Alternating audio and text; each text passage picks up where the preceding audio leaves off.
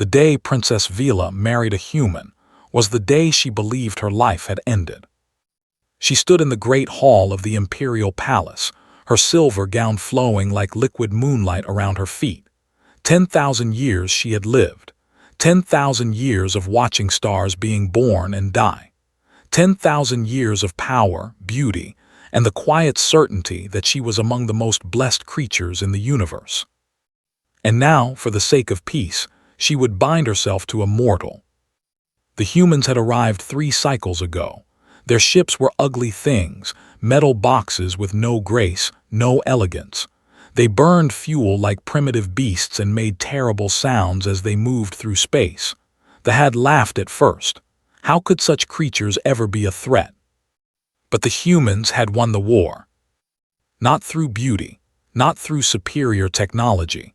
They had won through something that could not understand, a willingness to die that bordered on madness. For every human ship that destroyed, 10 more would appear. For every human soldier that fell, 100 would take their place. They fought without fear, without hesitation, without any regard for their own brief lives. The Empire had ruled this galaxy for 50,000 years. In just 3 cycles, the humans had brought them to their knees. And so peace was needed. A treaty was signed. And as a symbol of that treaty, Princess Vela, 3rd daughter of Emperor, would marry a human commander. His name was. Vila watched him walk down the aisle toward her. He was tall for a human, with black hair and dark eyes that held no fear. He wore a simple military uniform, dark blue with silver buttons. No jewels, no flowing robes, just practical clothing for a practical creature. He was 32 years old. In terms, he was barely a baby. He would grow old. His hair would turn gray. His skin would wrinkle. And then, in what would feel like the blink of an eye to Vila, he would die. She would outlive him by thousands of years. This marriage was meaningless, a political game, nothing more. Stopped in front of her. He looked up at her face. She was taller than him by nearly a head, and he smiled. It was a warm smile, a genuine smile, as if he was actually happy to be here. Vila did not smile back. The ceremony was brief. The high priest spoke words of binding in the old language, repeated his vows in broken, stumbling over the difficult sounds but never stopping, never giving up. Vila spoke her vows perfectly, her voice cold and empty. When it was done, reached out and took her hand. His skin was warm, too warm. Humans ran hot, she had heard. Their bodies burned through energy at an incredible rate. It was why they aged so fast, why they died so young. They were like candles, bright for a moment, then gone forever. "I know this is not what you wanted," said quietly, so only she could hear. "I know you see me as something less than you, but I promise you, Princess, I will spend every day of my short life trying to be worthy of you." Vila looked down at him. She felt nothing. No anger, no sadness, no hope, just a vast, empty acceptance. "You cannot be worthy of me," she said. "You are mortal. You will be dead before I even begin to age. This marriage is politics, nothing more." She expected him to be hurt. She expected anger or shame, or the desperate pleading she had seen in other lesser beings when faced with the truth of their own insignificance. Instead, laughed. It was a real laugh, full and warm and completely unexpected. Several nobles nearby turned to stare in shock. "You are right," he said, still smiling. "I will die, maybe tomorrow, maybe in 50 years, but that is not a tragedy, Princess. That is simply what I am, and I have learned to find joy in that." Vila did not understand. How could anyone find joy in death? How could anyone accept such a terrible fate with a smile?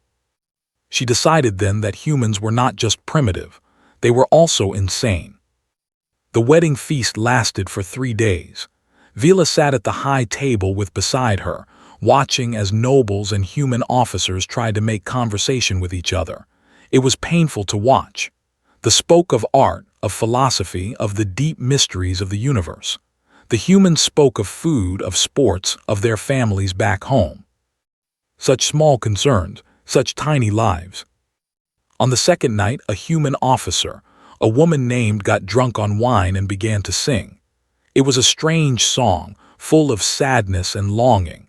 The other humans joined in, their voices rough and imperfect but somehow beautiful.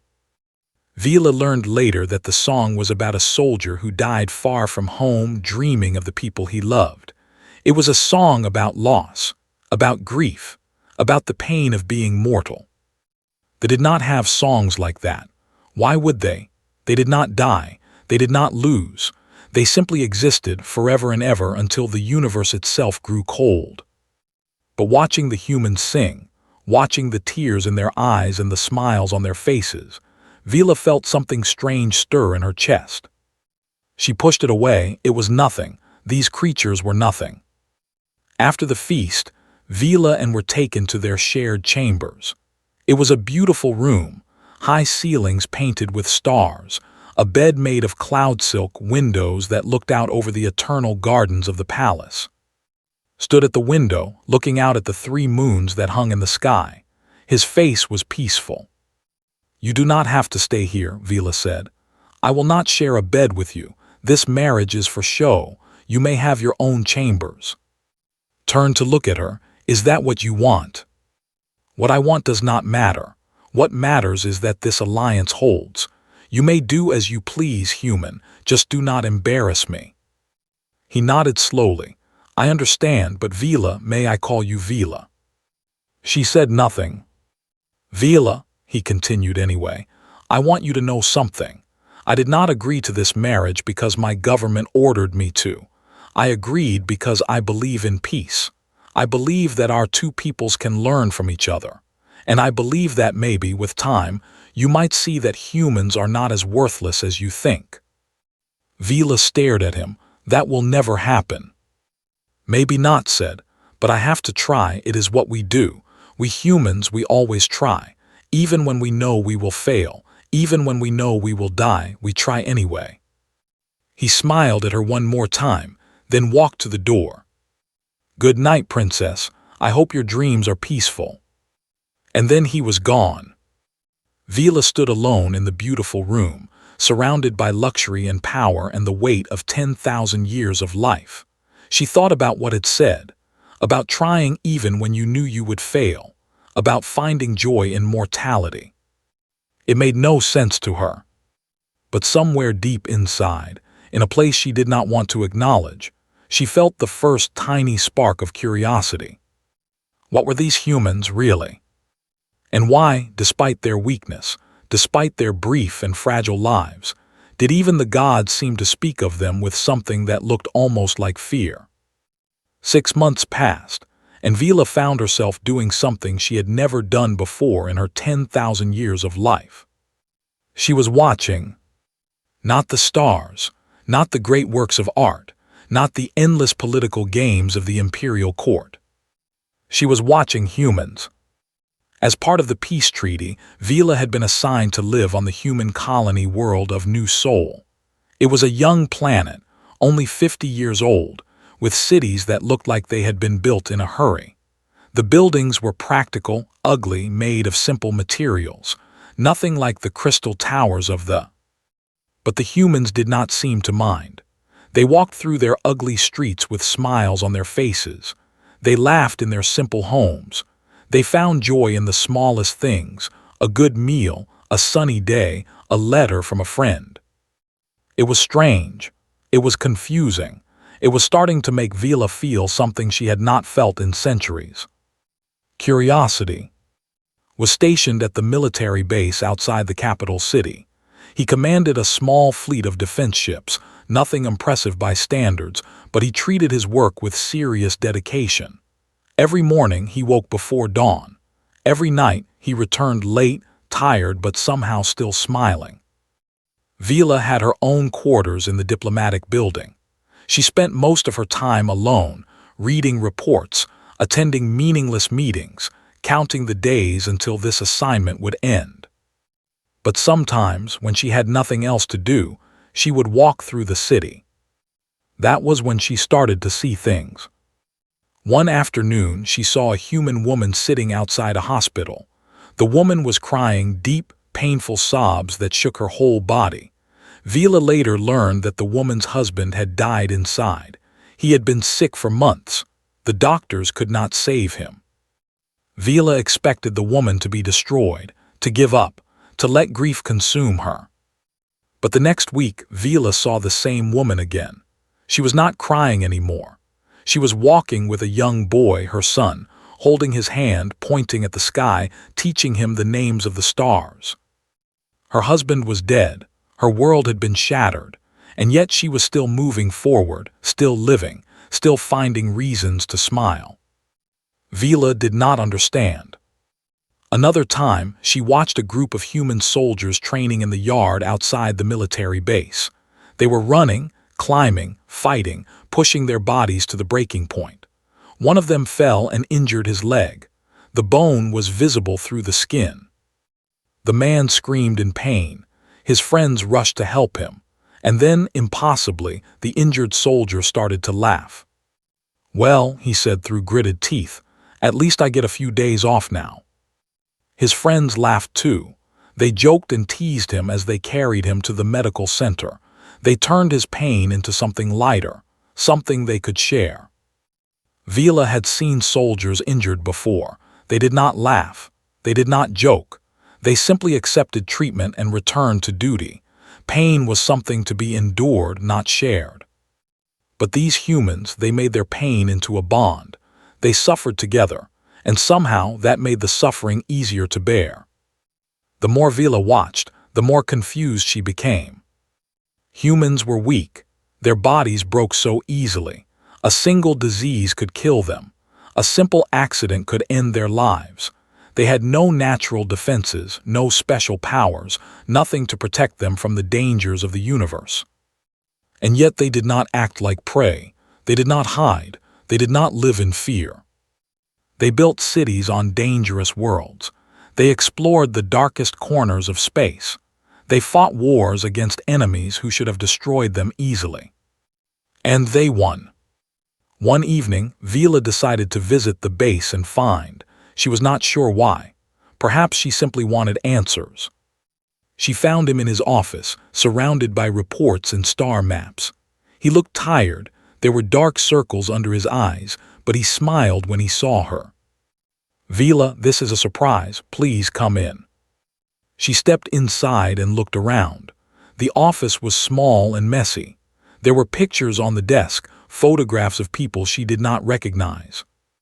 "Your family?" she asked, pointing at the images. Nodded. "My parents, my sister, my nephew." "Where are they?" "My parents died 5 years ago. Old age. My sister lives on Earth with her son." He picked up one of the photographs, a young boy with a bright smile. "He is 8 years old now. I have not seen him in 2 years." Vila frowned. "That seems like a long time." "It is, but my work is here, and he understands. When he grows up, maybe he will come visit me, or maybe I will go back to Earth. Who knows?" shrugged. "Life is unpredictable. We make plans, but the universe has its own ideas." "Does that not bother you, not knowing what will happen?" "Thought about it? Sometimes, but mostly I find it exciting. Every day is a mystery. Every moment could be my last, or it could be the beginning of something wonderful.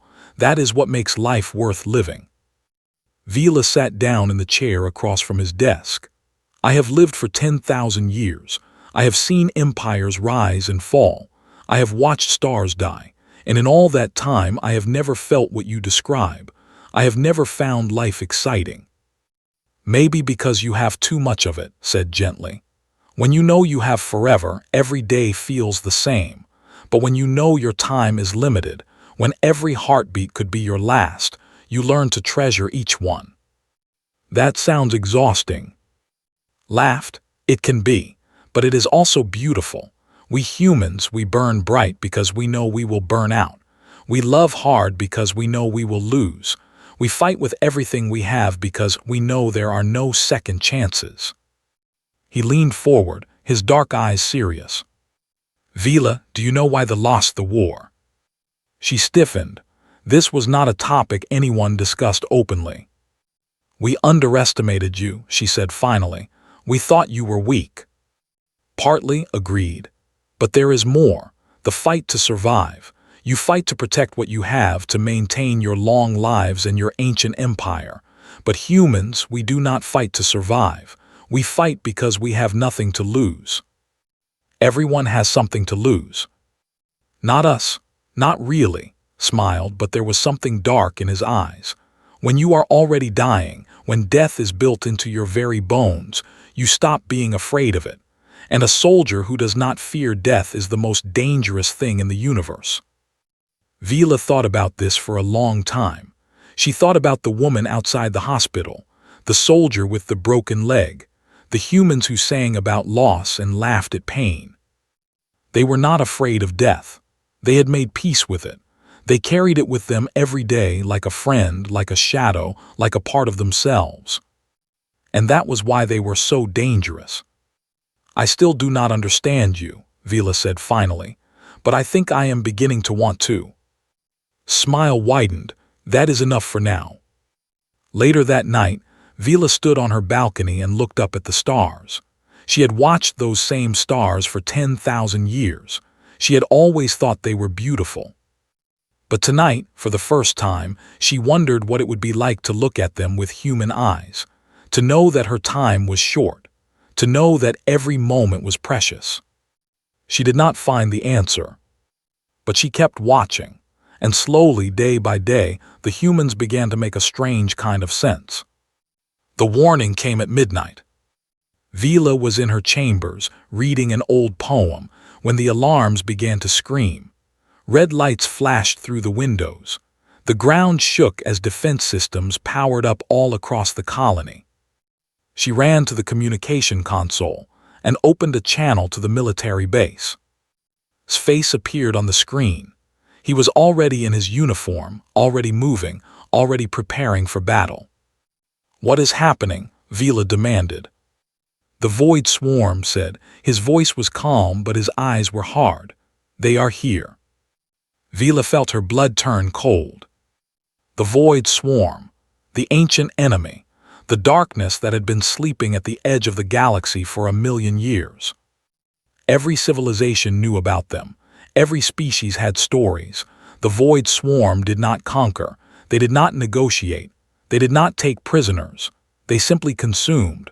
Worlds, fleets, entire star systems, nothing survived their hunger. They had fought them once long ago. It had taken 1,000 years and the combined might of a dozen empires to push them back. Billions had died. Stars had been destroyed. The scars of that war still marked the galaxy. And now they were awake again, and they were coming for New Sol. "How many ships?" Vila asked. His jaw tightened. "Over 10,000 and more coming." "That is impossible. You cannot fight that many. You have to evacuate." "We are already preparing the civilian transports, but it will take time.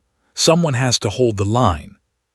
"Then call for reinforcements. The fleet can be here in 3 days finished.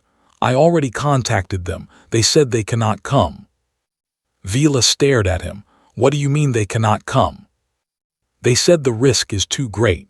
If they send their fleet here and lose, the entire empire will be defenseless. They have decided to," paused, and for the first time, Vila saw anger in his eyes. "They have decided to sacrifice this colony, to let us die so they can prepare their defenses." Vila could not speak. She could not breathe. Her own people, her own family, had abandoned them. "I will talk to my father," she said. "I will make him send help. I am a princess. He will listen to me." "There is no time. The swarm will be here in 6 hours. Looked at her through the screen and his expression softened. "Vila, I need you to do something for me." "What?" "Get on one of the evacuation ships. Leave this planet. Survive." "And what about you?" Smiled. It was not a happy smile, but it was real. "I am staying. My soldiers are staying. We will hold the line as long as we can. We will buy time for the civilians to escape." "That is suicide." "Yes, agreed, it is." Vila felt something crack inside her chest. She did not understand it. She had known for only 6 months. He was mortal. He was going to die anyway, sooner or later. His death should mean nothing to her. But watching him prepare to sacrifice himself, watching him smile as he walked towards certain doom, she felt something she had not felt in thousands of years. Pain. I am not leaving, she said. Vila. I am the princess of the empire. My people abandoned you. The least I can do is stay and witness what happens, whatever happens. Looked at her for a long moment, then he nodded. Come to the command center. If you are going to stay, you might as well see what humans do when their backs are against the wall. Vila ran through the streets of the capital. The city was in chaos, civilians rushing toward the evacuation points, soldiers running toward their positions, children crying, parents shouting. It was noise and fear and confusion. But underneath it all, there was something else, something Vila did not expect. There was no panic, no despair. The humans were afraid, she could see it in their eyes, but they were not giving up. They were moving, working, fighting. Every single one of them was doing something to help. An old man was directing traffic, guiding families toward the transport ships. A young woman was carrying injured soldiers on her back, one after another, refusing to stop even though her legs were shaking. A group of teenagers was loading supplies onto evacuation vehicles, working faster than seemed humanly possible. They knew they might die. They knew the odds were impossible, and they kept going anyway. Vila reached the command center and found standing in front of a massive holographic display. The display showed the approaching swarm, a dark cloud of ships so thick it blocked out the stars. 10,000 ships, maybe more. The human fleet had 47. Our plan is simple, said, speaking to his officers. We cannot win. We all know that, but we do not need to win. We just need to hold them for 8 hours. That is how long it will take to evacuate all civilians. 8 hours against that, one officer said, pointing at the swarm. Sir, we will be lucky to last 8 minutes. Then we will make those 8 minutes count. His voice was iron. Every second we survive is another family that escapes. Every ship we destroy is one less enemy chasing our people. We fight not to win, but to give them a chance. He looked around the room, meeting the eyes of every soldier. I will not lie to you, most of us will die today. Maybe all of us, but we are humans. We do not run from death. We look it in the eye and we spit in its face. A strange energy filled the room. It was not hope. These soldiers were too smart for false hope. It was something else, something darker, something that made Vila's ancient heart beat faster. It was defiance. For new soul, said. For new soul, the soldiers repeated. And then they moved. Every officer ran to their station. Every pilot sprinted to their ship. Every soldier prepared to die. Vila stood beside and watched the swarm grow closer on the display. You are all insane, she whispered. Probably, agreed, but that is what makes us human. The first wave of swarm ships reached the defensive line 2 hours later. The battle began. Vila watched from the command center as human ships threw themselves at the enemy. They fought with everything they had, missiles, lasers, even ramming their ships directly into swarm vessels when their weapons ran out. For every human ship that fell, they took 10 enemy ships with them. For every human who died, they made the swarm pay a terrible price. But it was not enough. The swarm kept coming, wave after wave, endless and hungry, consuming everything in their path.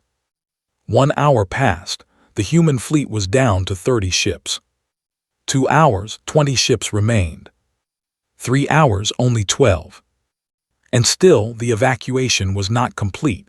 Thousands of civilians were still waiting for transport. Families, children, elders, all of them depending on the soldiers who were dying in the sky above. We need more time, said quietly.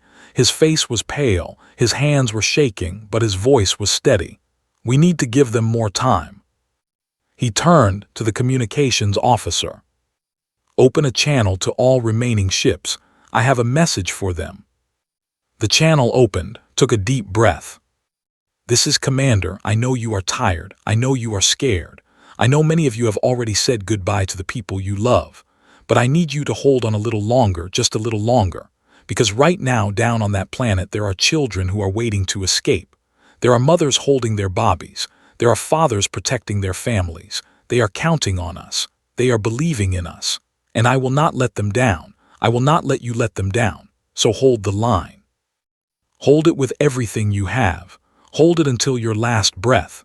And when you fall, fall knowing that your death meant something, that your sacrifice saved lives, that you were a hero. He paused. Now let us show these monsters what humans are made of. The remaining ships charged. Vila had lived for 10,000 years. She had seen wars that lasted centuries. She had watched civilizations rise and fall. She had witnessed the birth of stars and the death of gods. But she had never seen anything like this. The human fleet, what was left of it, was not fighting to survive anymore. They were fighting to destroy. Every ship, every pilot, every soldier had become a weapon of pure fury. She watched on the display as a human destroyer, its engines failing and its hull torn open, turned directly toward the largest swarm carrier. The pilot did not try to escape, did not try to save himself. He simply aimed his dying ship at the enemy and pushed the engines to maximum. The explosion was visible from the planet's surface. The swarm carrier, a ship the size of a small moon, broke apart in a ball of fire that consumed 100 smaller vessels with it. One human, one ship, 1,000 enemies destroyed. And he had been laughing on the communications channel when he did it, laughing. They are insane, Vila whispered. They are all completely insane. Beside her was coordinating the battle. His voice never wavered. His hands never stopped moving. He was directing ships, calling out targets, making impossible decisions every second. Take your squadron to Sector 7. There is a gap in their formation. Commander, if we go there, we will be surrounded. I know, but there is a transport ship trying to escape through that sector. 300 civilians on board, children.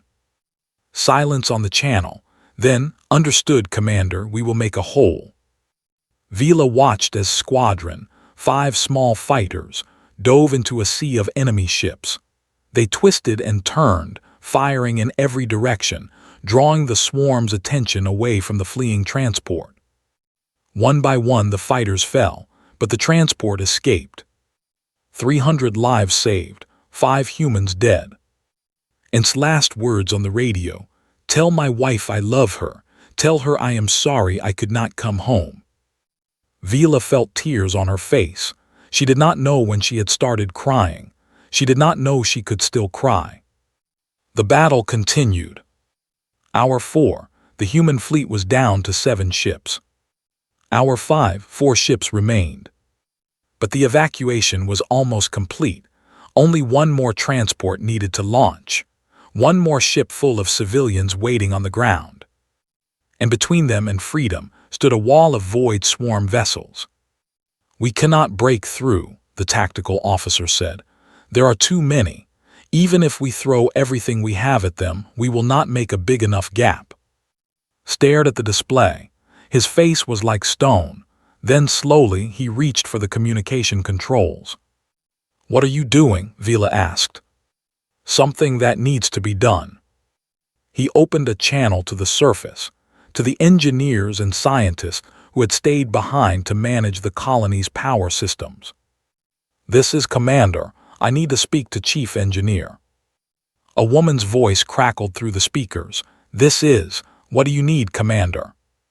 "The star." Silence. "Commander, you cannot be serious." "I am. Can you do it?" More silence. Then, "Yes, we can do it, but everyone on this planet will die. You, me, the soldiers, everyone who did not make it to the transports." "I know, but that last transport needs to escape, and the only way to clear a path is to give the swarm something bigger to worry about." Vila grabbed his arm. What are you talking about? What about the star?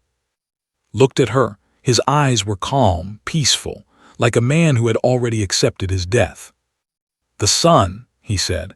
We can destabilize it, create a solar flare big enough to wipe out the swarm fleet, but it will also destroy everything within 100 million kilometers. Including this planet. Including this planet. Vila stared at him.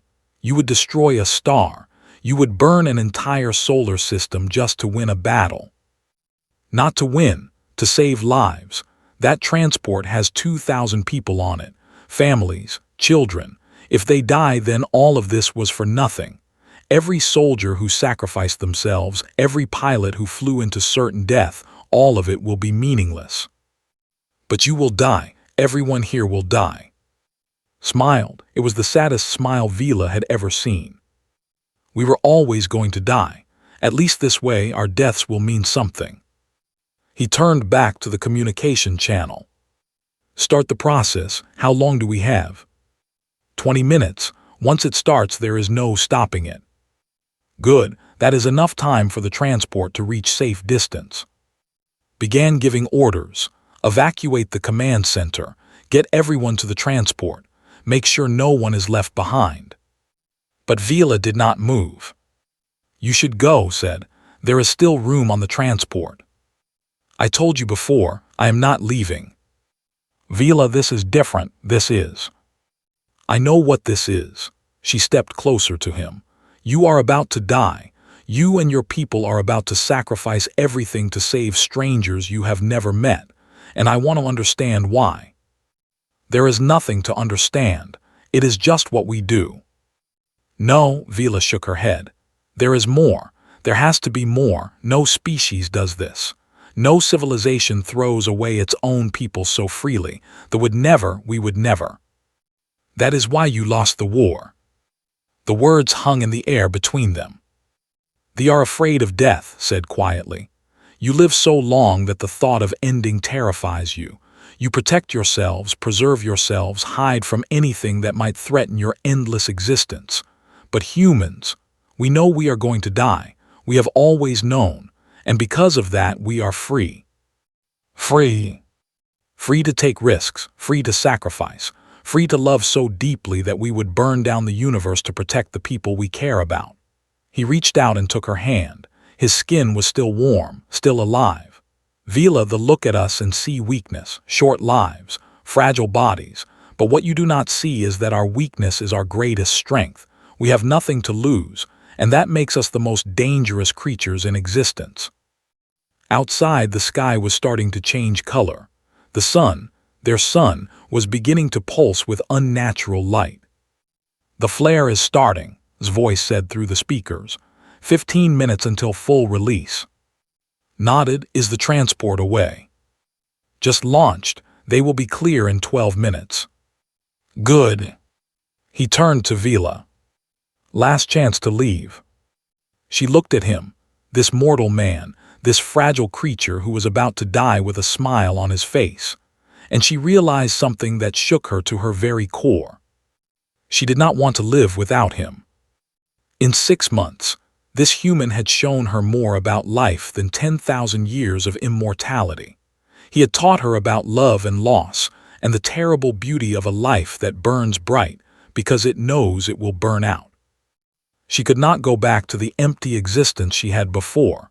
She did not want to. I am staying, she said. Looked at her, and for the first time she saw tears in his eyes. Vila. Do not argue, my choice is made. He pulled her into his arms and held her tight.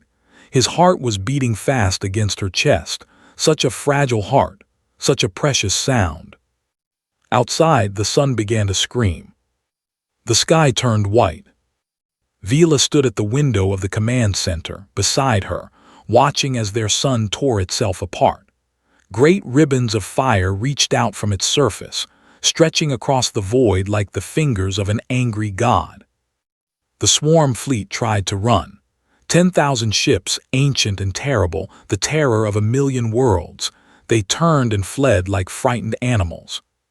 But they were too slow, too close, too confident.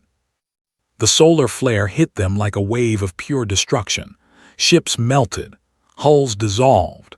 The darkness that had threatened to consume everything was itself consumed by light. In the span of 3 minutes, the Void Swarm fleet was gone, destroyed, annihilated by a dying star and the desperate humans who had killed it. But the fire was coming for the planet too. Vila watched it approach. She should have been afraid. She had lived for 10,000 years. She had so much left to see, so much left to do. Death should have terrified her. But standing there, holding his hand, she felt only peace. "Are you scared?" she asked him. "A little," he admitted. "But mostly I am proud. We did it. The transport escaped. Those people are going to live because of what we did today." "You destroyed a star." "We destroyed a star," he laughed, a real, genuine laugh. "You know, when I was a child, I used to dream of being a hero. I used to imagine doing something that mattered, something that would be remembered forever. I never thought it would be like this." The fire was closer now. The sky was turning orange. The heat was starting to build. "Vila, I need to tell you something." She looked at him. His face was glowing in the light of the approaching flame. "These past 6 months, they were the happiest of my life. I know you did not want this marriage. I know you thought I was beneath you. But getting to know you, watching you change, seeing you start to understand what it means to be human, it meant everything to me." Vila felt tears streaming down her face. The heat was making her skin burn, but she did not care. "I was wrong about you," she said. "I was wrong about all of you. I thought humans were weak. I thought your short lives made you meaningless. But I understand now. Your lives are not short, they are concentrated. Every moment you live has more meaning than 1,000 years of immortality." That is the nicest thing anyone has ever said to me. It is the truth. The fire was seconds away now. The world outside the window was nothing but light. And then, nothing. Vila opened her eyes.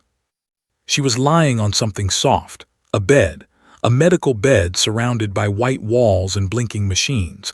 Her body ached. Her skin felt raw, but she was alive. She sat up, gasping, and found herself face to face with a doctor. "Easy, princess, you are safe." "What happened? Where am I? Where is?" The doctor hesitated.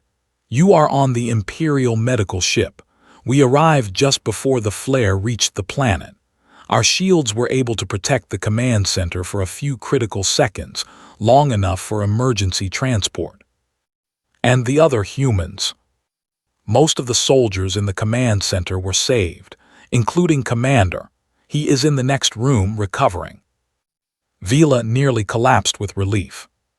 "But princess," the doctor continued, "there is something else you should know. The battle, it was recorded. Every ship in the fleet, every sensor in the system, they all captured what happened. The entire galaxy has seen what the humans did." "What do you mean?" "The Void Swarm is destroyed. Not just the fleet at New Sol, all of them. When the star exploded, it created a chain reaction through their communication network, something about how they are connected. The feedback destroyed their hive mind. Every swarm ship in the galaxy shut down at the same moment. The threat that terrorized the universe for 1,000,000 years is gone because of what happened here." Vila stared at her. "And the humans? They are being called heroes. Every species in the galaxy is talking about them. The species that was willing to destroy a star to save 2,000 civilians. The species that fought impossible odds with nothing but courage and spite." The doctor paused. "Princess, there are already statues being built, songs being written. The humans have become legends." Vila lay back on the bed and closed her eyes. She thought about everything she had seen. The woman outside the hospital who kept living after her husband died. The soldier who laughed through his pain. The pilots who flew into certain death with joy in their hearts, smiling as he prepared to burn alongside his son. She finally understood. The feared death because they had so much to lose. They clung to their immortality like a treasure, terrified of the darkness that waited at the end. But humans had made peace with death. They carried it with them every day like a friend, like a shadow, and because of that they were free to live in ways they never could, free to love without reservation, free to sacrifice without hesitation, free to burn so bright that they could light up the entire universe. That was why the gods feared them. Not because humans were strong, but because they were willing to give up everything, even their lives, even their stars, for the people they loved. A week later, Vila stood in his hospital room. He was sitting up in bed, bandages covering half his body, but smiling. "You look terrible," she said. "You look beautiful." She sat on the edge of his bed and took his hand. It was still warm, still alive. "I have been thinking," she said, "about our marriage." "Let me guess, you want a divorce now that the war is over." "No," she squeezed his hand, "I want to make it real." His eyes widened. "What?" "I spent 10,000 years thinking I knew what life was. I thought it was about survival, about protecting yourself, about lasting forever. But you taught me something different. You taught me that life is about the moments, the connections, the people you love and the things you are willing to sacrifice for them." She leaned closer to him. "I do not know how many years you have left, maybe 50, maybe less, but I want to spend every single one of them with you. I want to learn how to live the way you do, burning bright, loving hard, facing death with a smile. Vila, you are immortal when I die. Then I will mourn you, and I will treasure every memory we made together, and I will carry you with me for the rest of eternity." She smiled. "That is what it means to be human, is it not? To love something even though you know you will lose it." Looked at her for a long moment. Then he pulled her into his arms and held her tight. "I love you," he whispered. "I love you too." Outside the window, the stars were shining. Somewhere out there, a sun was dead, a fleet was destroyed, and the galaxy was forever changed. And in a small hospital room, an immortal princess and a mortal soldier held each other close, knowing that their time together was limited, knowing that death would eventually come for one of them.